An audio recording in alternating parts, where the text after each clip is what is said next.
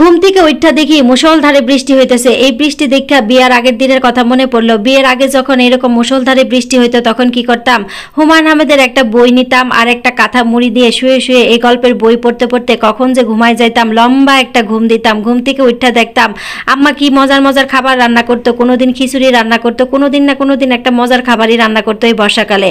আর এই ঘুম থেকে উঠা এই খাবারটি খায় আবার সন্ধ্যাবেলা পড়তে বসতাম। আর এই ঠান্ডা ঠান্ডা দিনে আমি কিন্তু তাড়াতাড়ি ঘুমায়ও পড়তাম। আর সেই আমার দিন কিভাবে চেঞ্জ হয়ে গেছে। এখন আর হুমায়ুন আহমেদের বই নিয়ে বসি না, এখন আর সেই সুন্দর দিনগুলো কাটাই না। এখন আমার আম্মার মতো সেই ডিউটি আমি পালন করি। বর্ষাকাল দেখলে এই যে হাঁড়ি পাতিল নিয়ে দৌড়াদৌড়ি শুরু করি, ছাদের কাপড়গুলো ভিজে গেল কিনা সেই চিন্তায় অস্থির থাকি। আবার কোনো জানালা খোলা থাকলো কিনা, সেই জানালা দিয়ে ঘরের ভিতরে পানি ঢুকে গেল কিনা সেই চিন্তায় অস্থির থাকি। আর কিভাবে আমি চেঞ্জ হয়ে গেলাম, কিভাবে আমি আমার সময়গুলো পরিবর্তন হয়ে গেল আর নিজেই বুঝতে পারলাম না। আসলে সময় মানুষকে সব চেঞ্জ করে দেয়, সব পরিবর্তন করে দেয়। মাঝে মাঝে সেই কিশোরী বয়সের কথা মনে করি। একটা সময় এমন ছিল, হঠাৎ করে মন খারাপ হতো, হঠাৎ করে মন ভালো হয়ে যেত, হঠাৎ করে খুব উদাসীন হয়ে যেতাম, হঠাৎ করে আবার খুব আবেগী হয়ে যেতাম। কি অদ্ভুত একটা সময় আমরা পার করি, তাই না? আবার সেই পরিবর্তনটা কিভাবে হঠাৎ করে হয়ে যায়। এই যে বিয়ে হয়ে গেল, তারপরে সবকিছু চেঞ্জ হয়ে গেল, তারপরে হলো গিয়ে দুনিয়ার দায়িত্ব মাথার উপরে চাপলো, ঘাড়ের উপরে সংসারের দায়িত্ব, বাচ্চার দায়িত্ব, হাজার রকম দায়িত্ব। এই দায়িত্ব পালন করতে করতে কখন যে শখের জিনিসগুলো ভুলে যায় তার কোনো ঠিক নেই। এখন আর বৃষ্টি দেখলেই সেই লম্বা ঘুম দেই না, হুমায়ুন আহমেদের বই পড়ি না, সেই শখের কোনো কিছুই করি না। এখন ঘুম থেকে উঠা দেখি না আমার জন্য কেউ মজার খিচুড়ি রান্না করে রাখছে।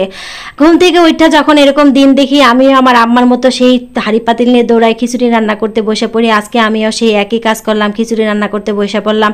আমার ছেলে স্কুলে গেছে, আসবে, খাবে, তার জন্য টেনশন হচ্ছিল, তাকে আবার স্কুল থেকে নিয়ে আসতে হবে। আসলে আমিও সেম এই কাজটাই করতাম। সকালে ঘুম থেকে উঠে স্কুলে চলে যাইতাম, আবার সেই দুপুরে আসতাম টিফিন খাওয়ার জন্য। আইসা দেখতাম আম্মা কত মজার মজার খাবার রান্না করছে। সবচেয়ে প্রিয় খাবার ছোটবেলায় ছিল কি জানেন? আমার লাল শাক। কি অদ্ভুত কথা, মানুষের কত প্রিয় খাবার থাকে। আর আমার ছোটবেলায় প্রিয় খাবার ছিল লাল শাক। এই লাল শাক দিয়ে আমি গরম ভাত দিয়ে মেখে মেখে যখন খাইতাম, কি যে মজা লাগতো, কি যে ভালো লাগতো। সেই স্বাদ, সেই মজা, সেই আনন্দ এখন আর কিছুই নাই। সব কিছুই কেমন জানি ফ্যাকাশে ফ্যাকাশে লাগে। সেই আমার জন্য মজার রান্না করে কেউ আর অপেক্ষা করে না, আমার জন্য সেই স্কুলের টিফিন রান্না করে আমার আম্মা আর অপেক্ষা করে না। সেই দিনগুলো আমি খুব মিস করি, সেই দিনগুলোর কথা আমার খুব মনে হয়। আর একটা জিনিস কি খেয়াল করবেন জানেন? একটা জিনিস খেয়াল করলাম, জীবনে বয়স বাড়ার সাথে সাথে একটা জিনিস সবচেয়ে বেশি কমতে থাকে, সেটা হলো মানুষের আদর করার মানুষ কমে যায়। দেখবেন আপনাকে যে আদর করতো, যে সুন্দর সুন্দর নাম ধরে ডাকতো, ময়না পাখি, টিয়া পাখি, সেই মানুষগুলো না কোথায় জানি হারায় যায়। হয় নানা নানি, দাদা দাদি থাকে এরকম, তারা মরে যায়। আবার যে ঘরের ভাই বোনরা থাকে, বড় ভাই বোনরা, তারা এক একজন এক এক জায়গায় চলে যায়, কারো চাকরি সুবাদে চলে যায়, কেউ বিয়ে হয়ে চলে যায়। তখন ঘরটা একটা একটা করে শূন্য হতে থাকে। তখন সেই শূন্যতাগুলা এখন বড় কষ্ট দেয়। এখন আর ভাই বোনগুলার একসাথে দেখা হয় না। সেই ছুটি হলে তখন সবাই একসাথে দেখা হয়, তখন যদি কথা হয়।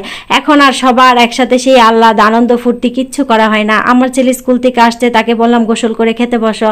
সেম টু সেম এই দিনগুলো আমার ছিল এক সময়। এগুলো মাঝে মাঝে আড়ালে দূর থেকে দেখি আর কল্পনা করি এমন একটা সুন্দর দিন আমিও পার করছি, এমন একটা সুন্দর মুহূর্ত আমারও ছিল।